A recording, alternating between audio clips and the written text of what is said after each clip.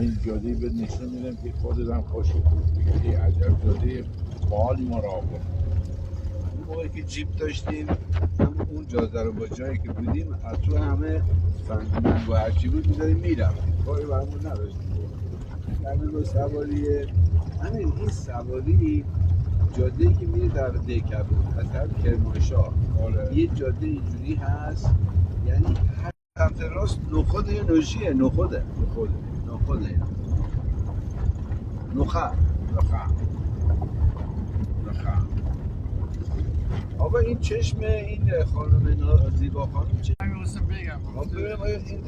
پترول داره پتروزش چیز میشه از جراحی با جراحی می‌کنیم آره ولی جراحی چشم یا مغز و اعصاب بس نه چیزی نداره اگه معلوم اگه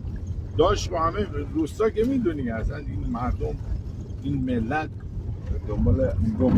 ندیده نشنیده براش درست میکنن حالا داشته باشه که هیچی نه پترول داره من متوجه فکر کنم شدم داره من اصلا تا حالا باورت میشه یعنی من یه نگاه دقت کردم نکردم. من متوجه از درم اومدیم تو من متوجه شدم آره یه چشم راستش اگه نه چپ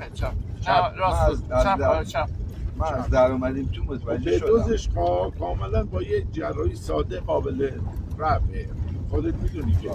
چیزی این نیست مشکل که نداره داشتم این پترول چی بده جان صحبت میکنه باز میکنه اما مثلا سرش پایین میاره یه چیزش بسته یه چیزش باز آره نیرو جاذبه اینو میکشه پایین آره این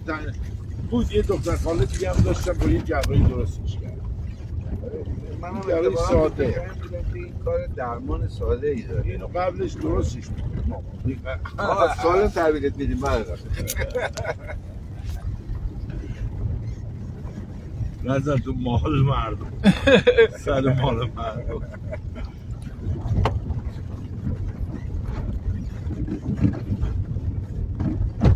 آره اونجا نمیدونم کسی هست والا فعلا کسی نیست چرا اون ماشین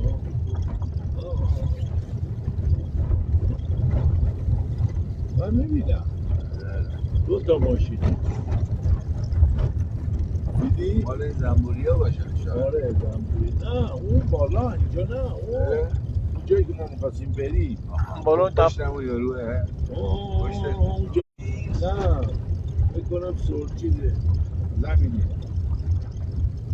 آره اون منطقه بود سیستم واسه پیشینی نشستن اینا جای معطل فاصله نداره داره چرا خب دیگه. برای ما مهم نیستش میگم که نمیخوام بکنیم منطقه میگه یه وقت آشنا میان جلو سلام علیک فلان آره. برای مثلا ابراز محبت میان میگه محبتت مزید زحمت بود آره. مثل دیشب شام زیاد خورده بود آقا این رفیق میخواست بره پیاده روی سر از ما در آورد شام زمین آقا 200 دوازدهمی نیست آقا نه تو گفتن گفته بود ادبیاتش خیلی سخته پایینه جالب اینجاست خودش میگه حقیقت مهمان داشتم تو گردن شام خوردم اومدم یه خورده بیرون بگردم پیاده روی کنم تو گردن شام خوردی و همه چی نمیدونه چه اصراری داره همش میگه یا مهمانم یا مهمان دارم اینجا نشینیم همه اینجا جای خوبیه چمن و اینا هم بادم به نظر شدید نیست یا پادی یه دفعه پیاده بشم اصلا باد نمیزنه باد اگه زیاد بزنین یه زمان بریم علفا خب نمیخوام بریم پایین باز اونجا آره میگم بریم اینجا جای خوبیه اینجا صافه یه دقیقه من پیاده شم باز سنجی کنم باد که الان با دوره شروع کرد کم و زیاد میشه خوب جاییه اینجا همین باد هست ولی باد اذیت کننده ای نیست سردم نیست آره ببند که بریم اینجا اینقدر باد آفتاب چون داره